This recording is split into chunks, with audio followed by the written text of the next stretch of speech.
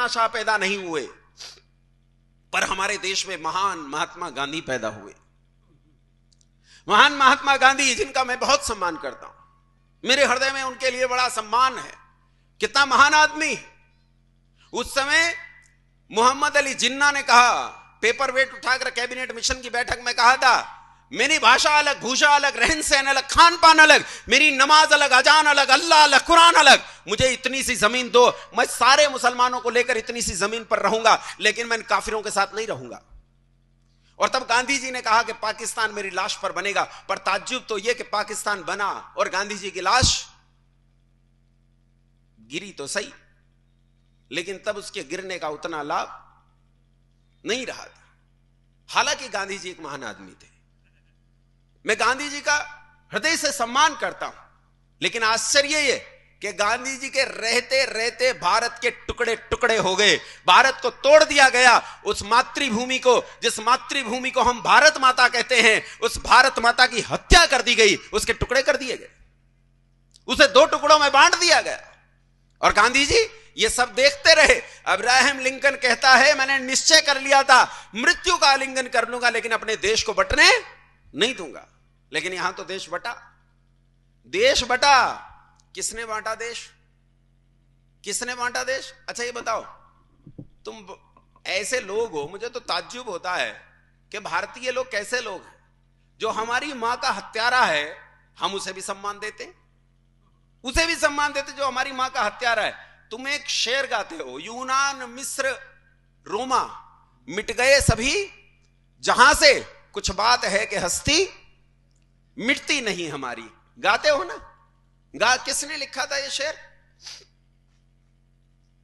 बोलो। इसी का एक और गीत गाते हो तुम 15 अगस्त 26 जनवरी पे, सारे जहां से अच्छा हिंदुस्तान हमारा, हम बुलबुले हैं इसकी, ये गुलसिता हमारा। किसने लिखा था ये गीत? अल्लामा इकबाल। किसने लिखा था ये गीत? अल्लामा इकबाल। कौन है अल्लामा इकबाल? वो आदमी है जिसके मन में पाकिस्तान का विचार पहली बार उठा। जिन्ना तो इसके हाथ की कठपुतली था, असली आदमी जो पाकिस्तान को अपने दिमाग में लेकर आया वो अल्लामा इकबाल था। अल्लामा इकबाल, तुम जानते नहीं हो अल्लामा इकबाल कौन था? नाम से तो पता चलता है। बोलो कौन था अल्लामा इकबाल? अरे बोल पड़ो, क्या था? कश्मीरी पंडित। अल्लामा इकबाल कश्मीरी पंडित था। यह अपने परिवार का चौथा सदस्य था जो कन्वर्ट हुआ, चौथा सदस्य जो कन्वर्ट हुआ था, मुसलमान बना था, यह कश्मीरी पंडित था। मैं तुमसे यह कहना चाहता हूं कि एक आदमी जब कन्वर्ट हो जाता है, मुसलमान बन जाता है, तो वो कितना खतरनाक हो जाता है। वो अल्लामा इकबाल जिसकी पीढ़ियां वेद पाठ करते करते बीती, जिन्होंने वेद के लिए अपने जीवन और घर दांव पर लगा दिए, जिन्होंने अपनी पीढ़ियों को वेद के लिए कुर्बान कर दिया, जिन्होंने इस सनातन धर्म के लिए अपने तिल कर अपने परिवारों को बर्बाद किया, जिन्होंने इस हिंदू जाति के लिए अपना खून बहाया, अपनी पीढ़ियों को तपाकर नष्ट कर दिया, उन्हीं का बच्चा जब धर्म परिवर्तन करके मुंह पर कूंची जैसी थाड़ी थाम लेता है, तब वो ऐसा देशद्रोही होता है कि अपनी ही मातृभूमि के टुकड़े को टुकड़े करने से डरता नहीं। अल्लामा इकबाल ने गीत लिखा, क्या लिखा बोलो? सारे जहां से गाओ गाओ। तुम तो गाते हो, शर्म नहीं आती है? शर्म नहीं आती है इसे गाते हुए कि जिसने हमारी मातृभूमि के टुकड़े किए उसका गीत गाते? बोलो आज के बाद गाओगे? बोलो गाओगे? और कोई गा रहा हो तो बोलो, उसे रोको, और रोकने की ताकत ना हो तो वहां से चले जाओ। लेकिन यह गीत उस आदमी ने लिखा जो देशद्रोही था। इस आदमी ने इस गीत को जाकर पाकिस्तान में बदल दिया था। वहां जाकर इसने इस गीत का नाम रखा कौमी तराना, और गीत को बदल दिया। वहां उसने गाया, सारे जहां से अच्छा पाकिस्तान हमारा, मुस्लिम है हम वतन है पाकिस्तान हमारा। तेगों के साए में, तेग समझते हो? तेग समझते हो? तलवार। तेगों के साए में हम पलकर बड़े हुए हैं, खंजर हलाल का है कौमी निशान हमारा, चीनो अरब हमारा, हिंदुस्तान हमारा, मुस्लिम है हम वतन है सारा जहां हमारा। उसने गीत बदल दिया। ये किताब पढ़ने की जरूरत नहीं है, तुम्हारे हाथ में मोबाइल है, विकिपीडिया पर जाओ, टाइप करो कौमी तराना, तुम्हें कौमी तराना पूरा लिखा मिलेगा। ये तो 1-2 शेर मैंने सुनाए, 10 से ज्यादा शेर हैं इसमें। कौमी तराना पाकिस्तान में खूब गाया जाता है। अब तो किताब की जरूरत नहीं, विकिपीडिया पर सब उपस्थित है, हम पढ़ना ही नहीं चाहते। इस मोहम्मद अली जिन्ना ने इस भारत के 2 टुकड़े कर दिए। और बंधुओं, जब जिन्ना ने यह सोचा कि इस टुकड़े कैसे किए जाएं, और उसने घोषणा कर दी कि मैं पाकिस्तान लेकर रहूंगा, अगर तुम आसानी से नहीं दोगे तो डायरेक्ट एक्शन से लूंगा। डायरेक्ट एक्शन का मतलब सीधी मारकाट से लूंगा। तो बंगाल में गवर्नर, बंगाल का मुख्यमंत्री माफ करना, जिसका नाम था सोहरावर्दी ने इस जिन्ना के उस डायरेक्ट एक्शन को अमली जामा पहनाया। जिन्ना ने बंगाल में घर घर जाकर चंदा और रसीदें काटी, कहा हम पाकिस्तान प्राप्त करने के लिए एक शांतिपूर्ण आंदोलन करना चाहते हैं। और उस काल में करोड़ों रुपए जमा किए, करोड़ों रुपए। किन के घरों से कटी है रसीदें?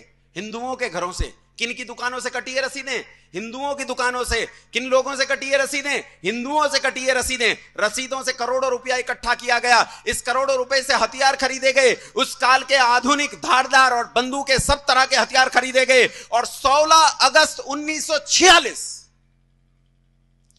टाइप करना इस पर, 16 अगस्त 1946, और ढूंढना कि 16 अगस्त 1946 को क्या हुआ था। तुम्हें इतिहास नहीं पढ़ाएगा ये, तुम्हें यह मैकाले की शिक्षा नहीं पढ़ाएगी 1946 में क्या हुआ था, 16 अगस्त 1946 को क्या हुआ था। लेकिन विकिपीडिया पर सब मौजूद है, सारे चित्र मौजूद हैं। 16 अगस्त 1946 की वो भयानक रात, जिसे कलकत्ता किलिंग्स के नाम से जाना जाता है, रात के 1:30 बजे मुसलमानों ने अपने हथियार निकाले और सोते हुए 95% हिंदुओं का कत्ल कर दिया। 95% हिंदुओं को सोते हुए कत्ल कर दिया। बचे 5%, माओ और बहनों तक को कत्ल कर दिया गया। चित्र देखना, चित्रों में तुम्हें लाशें दिखेंगी, कीच दिखाई देगा। वो कीच कीचड़ नहीं है, वो मानव रक्त और मांस का कीच है, जिस पर भागते हुए वो लोग फिसल रहे थे। जान बचाकर भागते हुए लोग फिसल कर गिर जाते थे, जिन्हें फिर से काट दिया जाता था। वहां तुम्हें कूड़े के बड़े बड़े ढेर दिखाई देंगे। ध्यान से देखना, वो कूड़े के ढेर नहीं है बंधुओं, ध्यान से देखना, वो कूड़े के ढेर नहीं है, वो माओ बहनों के स्तन काटकर ढेर लगाए गए, स्तन काटकर। हमारी माओ बहनों के। हारी हिंदू जाति, तू कब जागेगी?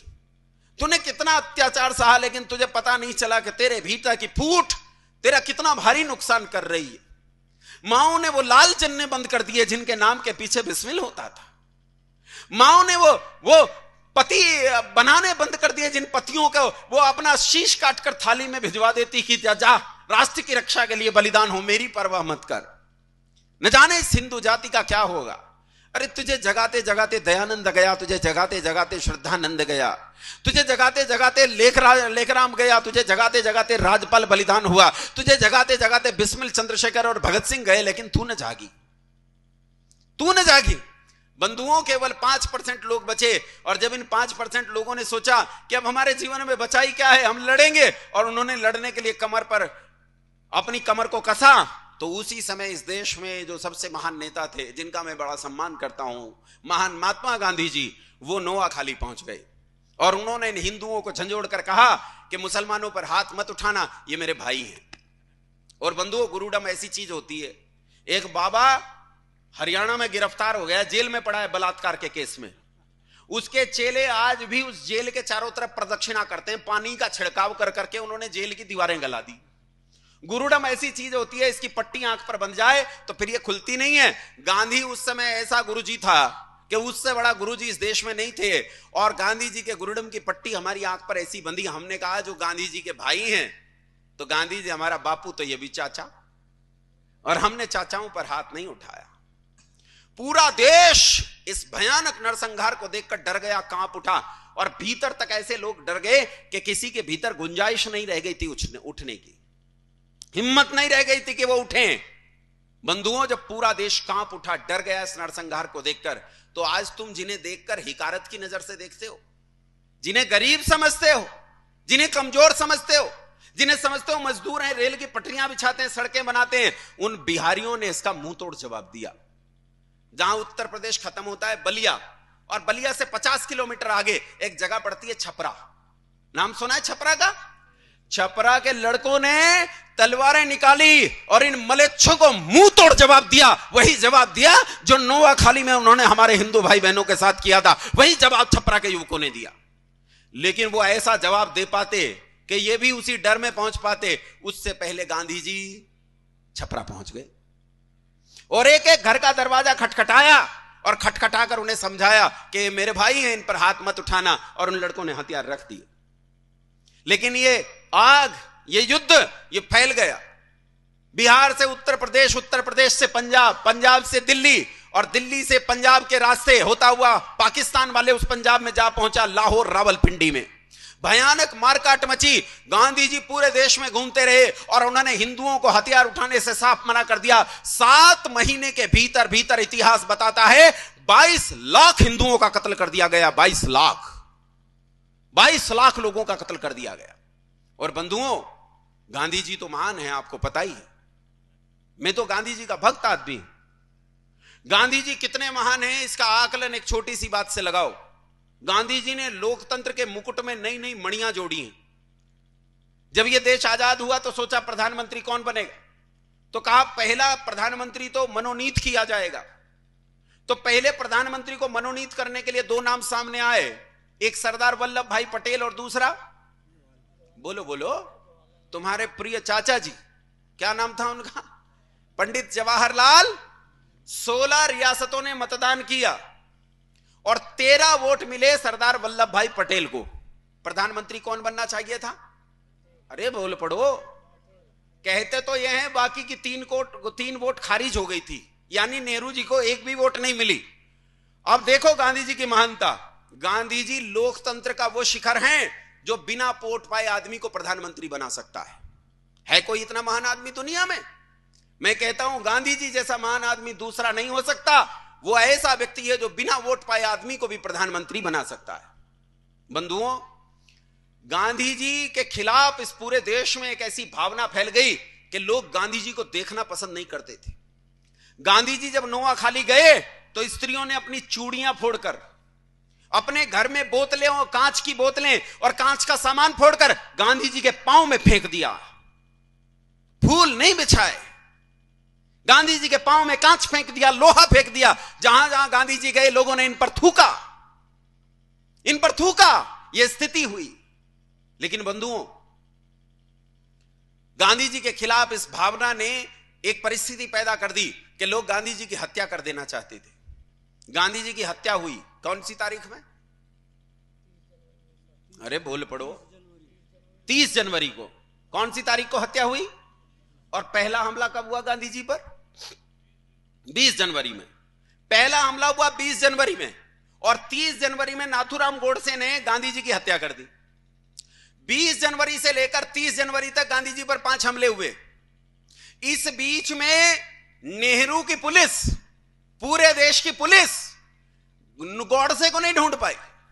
वो गोडसे को ढूंढ नहीं पाए कि गोडसे कहां है, और गोडसे ने 30 जनवरी को आकर हत्या कर दी गांधी जी की। लेकिन सुनो, गांधी जी की हत्या होते ही 12 घंटे के भीतर भीतर बिना किसी इलेक्ट्रॉनिक मीडिया के, बिना किसी सोशल मीडिया के, बिना प्रिंट मीडिया के कुछ विशेष फैलाए, पूरे देश में पता चल गया गांधी जी के चेलों को कि नाथूराम गोडसे कौन है, किस जाति से है, चित्पावन ब्राह्मण कौन होते हैं, ये महाराष्ट्रियन चित्पावन ब्राह्मण कहां कहां रहते हैं, पूरे देश में इनके गांव कहां कहां हैं। और पूरे देश में चित्पावन ब्राह्मणों का नरसंहार शुरू हुआ। ऐसा भयानक नरसंहार शुरू हुआ कि चित्पावन ब्राह्मणों को ढूंढ ढूंढ कर मारा गया। उसी रात में 50 चित्पावन ब्राह्मणों को महाराष्ट्र में मौत के घाट उतार दिया गया। 15 को पुणे में मौत के घाट उतार दिया गया। नारायण सावरकर के घर पर हमला हुआ, पत्थरों से हमला करके नारायण सावरकर की जान ले ली गई। वीर सावरकर के घर पर हमला हुआ, उन्हें किसी तरह बचाया गया। पूरे देश में ब्राह्मणों का ऐसा नरसंहार हुआ कि हजारों हजार लोगों को रातों रात मौत के घाट उतार दिया।